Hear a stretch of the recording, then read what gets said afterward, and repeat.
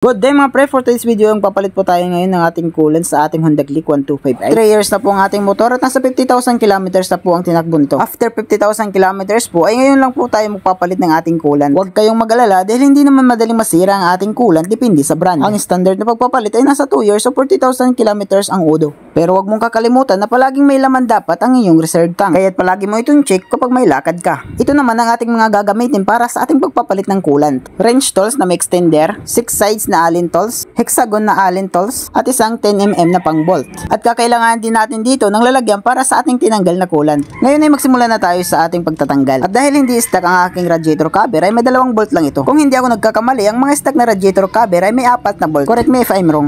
Kapag matanggal ng ating radiator cover ay set aside lang natin to. Ngayon mga pre, advice ko lang ay huwag muna nating tatanggalin ang takip ng ating radiator. Ito ay makakatulong para hindi agad bumuluwak ang paglabas ng ating coolant. Sunod na tatanggalin natin mga pre ay dito sa ating reserve para makita natin kung meron pa bang laman o wala na. Itong sa akin mga pre, merong laman pero marami namang buhangin at talikabok. Kaya advice ko lang sa inyo mga par, dapat mag-washing muna kayo bago kayo mag-change ng coolant. Ngayon mga pare, tanggalin na natin ang ating coolant. Gamit ang aking 6 sides na Allen tools ay dahan-dahan nating tanggalin itong ating bolts. Itong bolt na ito mga pre, plastic lamang, pwede itong gamitin ng plies o pwede itong kamayin mga par. Kung makikita nyo mga pre, ay dahan-dahan lamang ang pagpatak ng ating coolant. Ito ay sa kadahilanan na hindi pa natin tinanggal ang ating takip ng ating radiator. Ito ang purpose mga pre na hindi natin tinanggal ang takip para hindi agad bumuluwak ang ating coolant. Ngayon mga pre, tatanggalin na natin ang takip. Dahan-dahan lang sa pagtanggal mga par.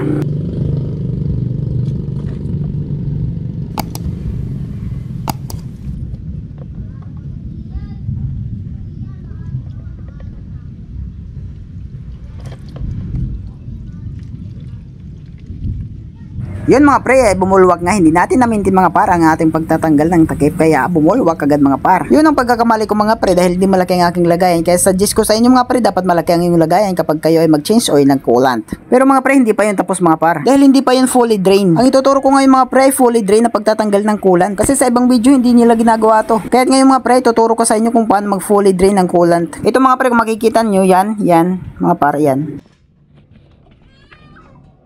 Yan ang tatanggalin natin mga pre. Diyan napapasok mga pre ang ating 10mm na tools. Huwag kayong mag-alala dahil madali lang naman itong tanggalin mga par.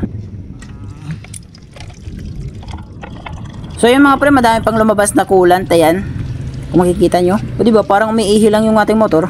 So yun mga pre, yan ang ginagawa para ma-fully drain ang ating coolant. Pagkatapos niya mga pre, ay balik lang natin itong ating tinanggal na bolt. Huwag kalimutang higpitan ito mga par para hindi matanggal. Pati dito sa radiator natin. Ito nga pala mga pre ng ating ginamit na coolant, itong sea oil. Huwag kayong mag-alala dahil sa sea oil ko mismo ito binili mga par. So yan, lagay lang natin.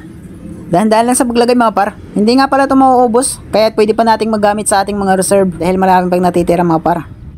At huwag kakalimutan mga pre, lagyan ng ating reserve. Sa ating reserve mga pre ay dapat na sa upper level lang at huwag mo nang pasobrahan at masasayang din lang yan. Dito mga pre, tip ko lang sa inyo ay huwag nyo munang takpan ang ating radiator. So yan mga pre, start lang natin ng bukas ang ating radiator para lumabas ang lahat ng hangin mga par. At kapag umapaw ang coolant mga par ay pabayaan nyo lang.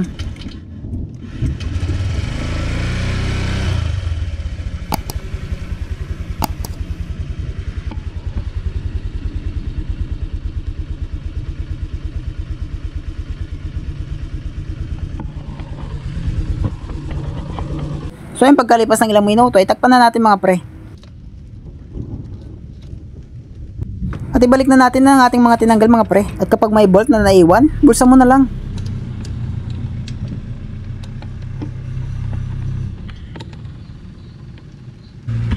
So yung mga pre, bago ang lahat ay shoutout muna kay Wihamog. Shoutout sa'yo pre. Sige pre, makakapunta din kami ng Manila. Yun mga pre, kung ikaw ay napadaan lamang dito sa aking channel ay huwag mo na kalimutan mag-subscribe at hit mo na rin notification bell para ma-notify ka sa mga susunod videos ko mga par. Para imot-mot nga po pala, signing off.